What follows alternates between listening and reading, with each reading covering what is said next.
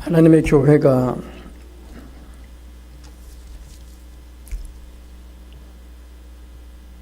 세워져서 교리를 세우고 교회를 굳건히 한 역사 이래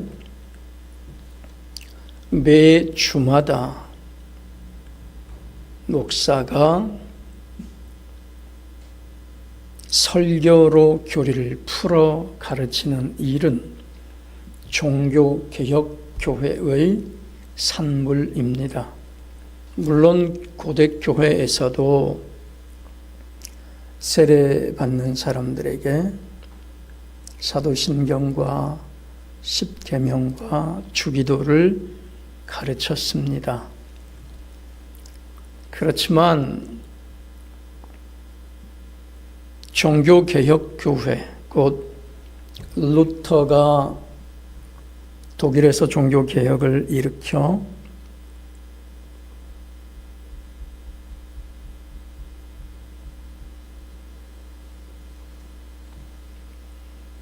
마흔 살쯤 되는 황제와 20대 초반에 40살쯤 되는 교황과 20대 초반에 황제에 맞서 자신의 생명을 내어놓고 종교개혁을 일으켜 그 루터의 시대가 가고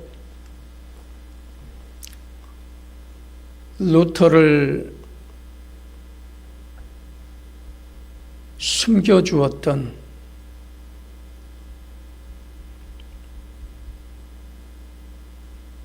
프리드리 현자, 똑같은 이름을 가진 프리드리 3세가 독일의 서남부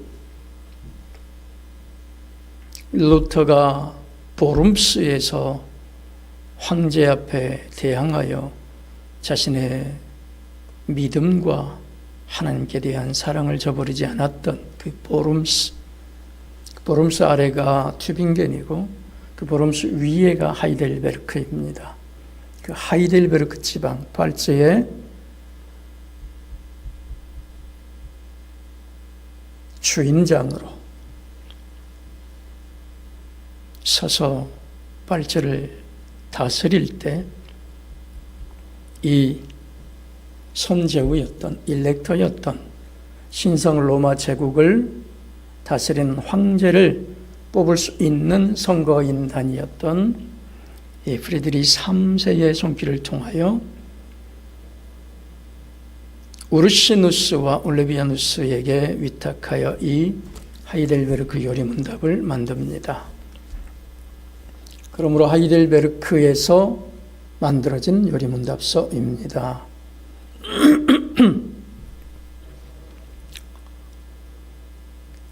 이 하이델베르크 요리문답은 그때로부터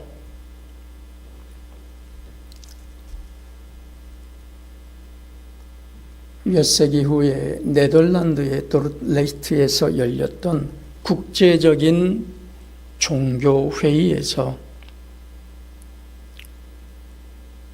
하나 되게 하는 새 일치 신조 중 하나로 받아들여집니다. 도르트 5대 교리 그리고 벨기에 신앙 고백서 또는 네덜란드 신앙 고백서 그렇게 말합니다.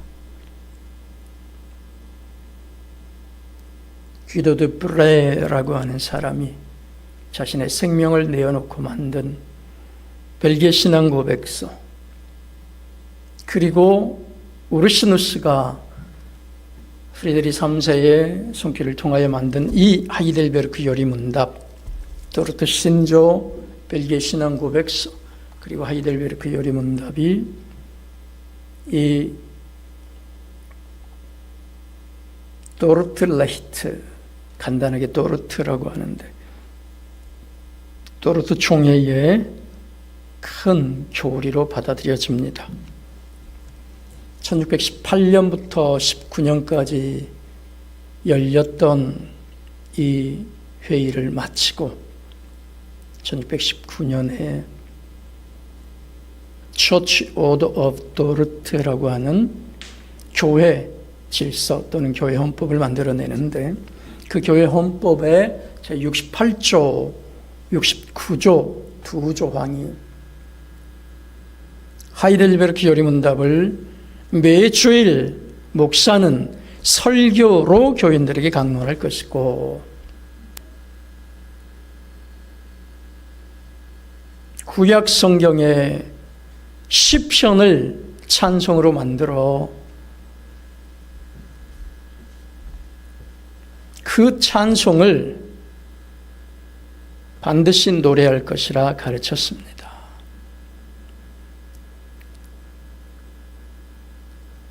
제네바 시편 찬송가는 프랑스에서부터 시작해서 칼빈의 손길을 타서 루이 브루조아가 그 곡을 단선율로 거의 만들었습니다. 요즘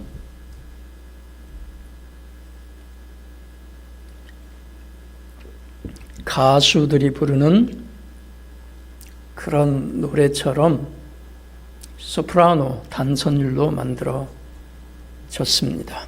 이것을 바로 2년, 3년 안에 같은 프랑스의 작곡가였던 클로드 구디메리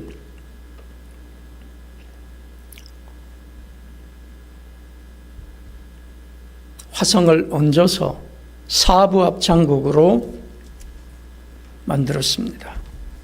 그 4부 합창곡이 우리가 지금 부르고 있는 이 제네바 시편 찬송가입니다.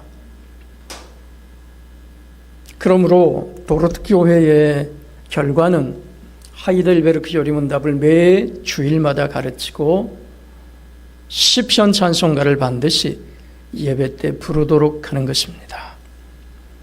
대륙 종교개혁교회의 결과입니다. Continental Reformed Church가 가르치는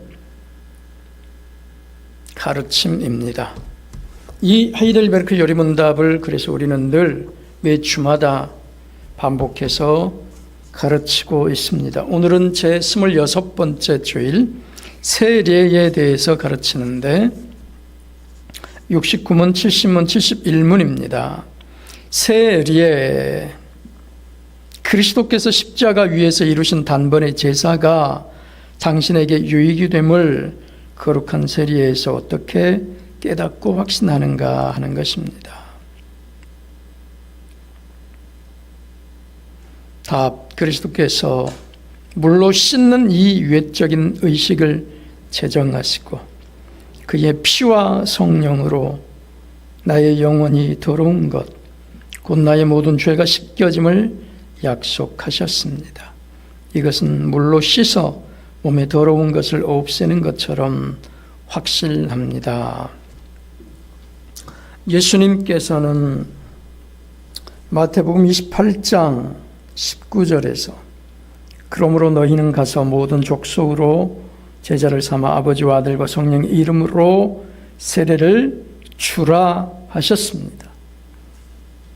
이어서 마가복음 16장 16절에서는 너희가 세례를 줄 때 믿고 세례를 받는 사람은 구원을 받을 것이지만 믿지 않는 사람은 정죄를 받을 것이라 하셨습니다. 곧 예수님께서 세우신 Holy Sacraments가 딱 두 개인데 그것이 The Lord's Supper, 주의 만찬, 여기서 만찬은 저녁이라는 뜻이에요. 저녁. 그래서 저녁 식사 그런 뜻입니다. 그래서 영어로는 The Lord's Supper 그래요. 런치나 우리가 아는 브런치가 아니고 서퍼란 말이에요. 저녁 식사. 그 다음 주님이 세우신 홀리 세크라멘트스의 또 다른 하나는 세례입니다. 아까 말씀하셨죠. 아버지와 아들과 성령의 이름으로 세례를 주라. 이것을 받는 사람은 구원을 얻을 것이지만 받지 않는 사람은 구원을 얻을 수 없다 했습니다.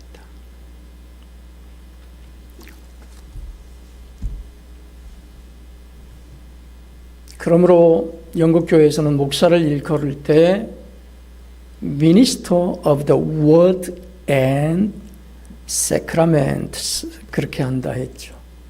목사가 하는 일이 Word, 하나님의 말씀을 가르치는 일과 이 성례를 집행하는 일입니다. 그러니까 로마 가톨릭 교회의 7 성례 거룩하게 보이지만 사실은 예수 그리스도가 내신 이 딱 2가지의 언약의 가르침, 성례에서 벗어난 창조 질서에 속하는 것들과 그리고 병자들에게 가서 기도해 주는 것과 그리고 목사나 사제들을 세우는 일이나 또 이미 우리가 받은 성령을 다시 주는 것과 같은 그런 방식의 견진이나 또는 견신 성사 같은 것은 사실은 예수님께서 구별하여 세운 것이 아니란 말입니다. 자, 세례는 어떻게 받느냐? 세례 요한은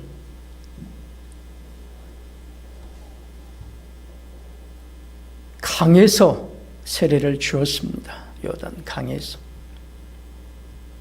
예수님도 세례 요한에게 가서 강에서 세례를 받습니다. 그래서 그 말씀의 뜻을 잘 보면 세례를 받고 올라오십니다. 물속에 빠졌다가 올라오시는 것이죠. 그래서 지금도 많은 침례교인들은 침수할 때 침자예요. 물속에 푹 몸을 담궈서 세례를 받는다 해서 침례라 합니다. 그러나 사도행전에 보면 하루에 5,000명씩 불어나는 사람들을 세례를 줄 때 강에서 나가 주었다는 기록이 없습니다. 그리고 초대교회는 교회당 안에 흔적이 남아 있는데 교회당 안에 계단을 만들어요. 교회당 안에다가 사람이 계단을 밟고 들어갈 수 있도록 만들어 놓아요. 그래서 십자가 모양처럼 되어서 이쪽에서 계단을 이렇게 만들어 놓고 내려가게 합니다. 이렇게 내려와요. 그리고 그 밑에 가서 세례를 받는 것이죠. 그러니까 예배당 안에 침수탕이 있었단 말이에요. 그 당시는 목욕탕이 아니고 양쪽으로 십자가 모양으로 해서 계단을 만들어 놓고 그 아래 내려가서 세례를 주었어요. 그런데 이게 5,000명씩 불어나면 그렇게 세례를 주지 못하죠. 그래서 간단하게 약식으로 간단한 방식으로 이제 말씀을 맡은 목사들이 말씀을 보면 장로라고 표현하는데 이 장로가 사도가 교회를 맡아 봉사하면 장로라고 불렀습니다. 그래서 사도는 베드로서에서 말씀하기를 너희와 함께 장로된 자로서 그런 말을 합니다. 너희와 함께 장로된 내가 그런 말이에요. 그러니까 이 목사들이 간단하게 약식으로 세례를 베풀었단 말입니다. 그러므로 이 세례를 받는 것은 그 사람이 예수 그리스도의 피로 거듭났다는 뜻입니다. 다른 말로 예수 그리스도의 피가 그 사람을 구속했다는 뜻입니다. 더 쉬운 말로 내가 회개하고 예수 그리스도의 피가 내 죄를 씻었다는 것을 확신하고 확증하며 그리고 내가 이제 새 백성으로 교회의 일원이 되었다는 것을 자신도 교회 앞에 증거하는 것입니다. 그러므로 세례는 반드시 여러 사람이 있는 교회에서 행해졌습니다. 혼자 아무도 모르게 저 죽어가는 병실에 환자에게 세례를 베풀고 그렇게 하지 않았단 말입니다. 세례는 반드시 교회에서 여러 사람들이 보는 곳에서 베풀어졌습니다. 그러므로 이 교회 전통을 따르는 개혁교회는 오늘날에도 이 설교단 왼쪽, 여러분이 보시기에 왼쪽 이곳에 세례를 줄 수 있는 조그만 기둥을 세워놓고 그 위에다가 판을 딱 올려놓고 대접 같은 것을 딱 해서 반짝이는 금빛 그런 그릇들을 얹어놓고 뚜껑을 덮어놔요. 그리고 필요할 때 거기다 물을 부어서 세례를 베풀죠. 장갑 없이 맨손으로 말이에요. 목사들이 특별한 그 외투를 입지 않고 그리고 설교를 하죠. 그리고 왼편에 성찬의 상이 있습니다. 성찬상. 편편해서 여러 사람들이 다 볼 수 있도록 빵과 포도주를 세워놓죠. 어떤 사람은 이걸 꾸미기 위해서 막 장미 꽃송이를 갖다가 거기다 뿌려놓기도 하는 걸 제가 본 적이 있고 또 거기다가 무슨 장식을 막 하는 걸 본 것이 있는데 그렇게 하면 안 됩니다. 또 말씀드렸듯이 총신대 출신 네팔의 어떤 선교사는 노란 망고 주스를 가져다가 했다는데 그래서도 안 됩니다. 전설처럼 2차돈의 피가 빨간 피가 아니었다느니 어쩌다느니 하면서 엉뚱한 소리를 하는 사람들이 있는데 그렇게 해서는 안 됩니다. 반드시 피의 색깔인 빨간 포도주여야 합니다. 하얀 포도주도 안 됩니다. 화이트 와인 안 되죠. 노란 망고 주스 안 됩니다. 게다가 빨간 텁텁한 토마토 주스나 텁텁한 포도 주스 역시 안 됩니다. 주님이 거룩하다 한 걸 우리가 불결에 나는 술을 안 마실 거야 그렇게 할 수 없습니다. 주님은 포도주로 하셨습니다. 그래서 빨간, 새빨간 포도주로 성찬을 행해야 합니다. 자, 세례. 예수 믿고 구원 얻어 내 죄를 고백하는 사람들, 그 사람들은 주 앞에 나와서 세례를 받게 됩니다. 세례를 받는다는 것, 이 례자가 본질이 아니라는 것이잖아요. 성례, 전적이란 말이에요.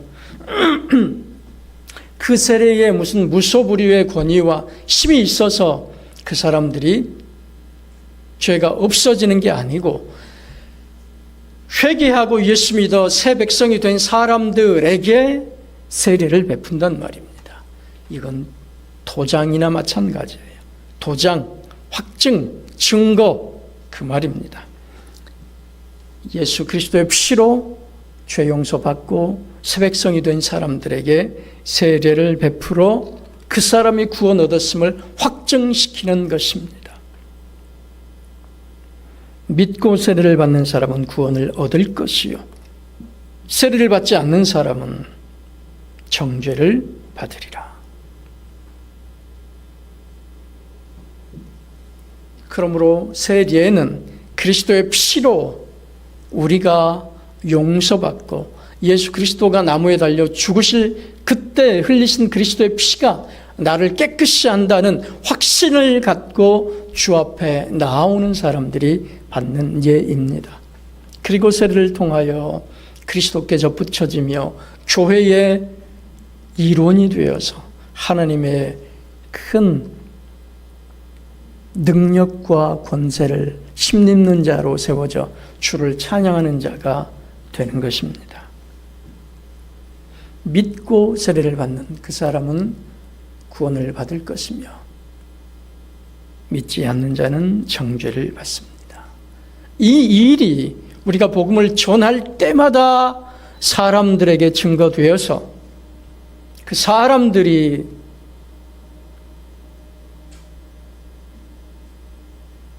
하나님의 백성이 되는 것입니다.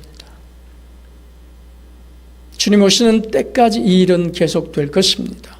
이 거룩한 성례, 세례와 성찬은 주님 오시는 그날까지 계속될 것이며 그리고 예수 그리스도가 다시 오시는 그날까지 주의 백성들을 거룩하고 새 백성으로 만드는 일에 활용될 것입니다. 그러나 다시 말씀드리지만 새 예는 구원받은 자가 받는 예입니다. 그것도 교회에서. 그러므로 병원에서 전도하다가 그 사람이 예수 믿겠다고 회개하고 믿음 고백하여 새백성이 되었는데 세례받지 못했더라도 그 사람이 구원을 받습니다. 왜? 세례는 예이니까, 예, 도장이니까. 우리가 이 사무실 예배당을 계약할 때 내가 돈을 쏘아주면 이제 그게 내 소유가 된 것이죠. 2년 또는 4년 매해마다 그게 우리가 빌려 쓰는 우리의 것이 되었다고 확신하는 것이죠. 돈을 보내면 그때 이제 도장을 서로 찍습니다. 도장을 찍으면 이게 아까 세례처럼 내가 돈을 보냈으면 그때 도장을 찍고 열쇠를 준단 말입니다. 세례가 그렇습니다. 그러니까 내가 돈을 이미 보내서 우리의 것이 되었지만 아직 내가 도장을 안 받았을지라도 이제 이 사무실은 우리가 사용할 수 있는 사무실이 된다는 것이죠. 내가 병원에서 예수 믿고 구원 얻어 하나님 백성이 되었지만 그러나 세례를 못 받았을지라도 주의 백성이 되는 것입니다. 자, 주님 오시는 이날까지 우리는 복음을 전파하여 세례를 행하게 될 것입니다. 그리고 그때 믿음으로 세례를 받는 사람은 구원을 얻을 것이고 이 복음을 받지 않는 자는 정죄를 받게 될 것입니다. 아멘.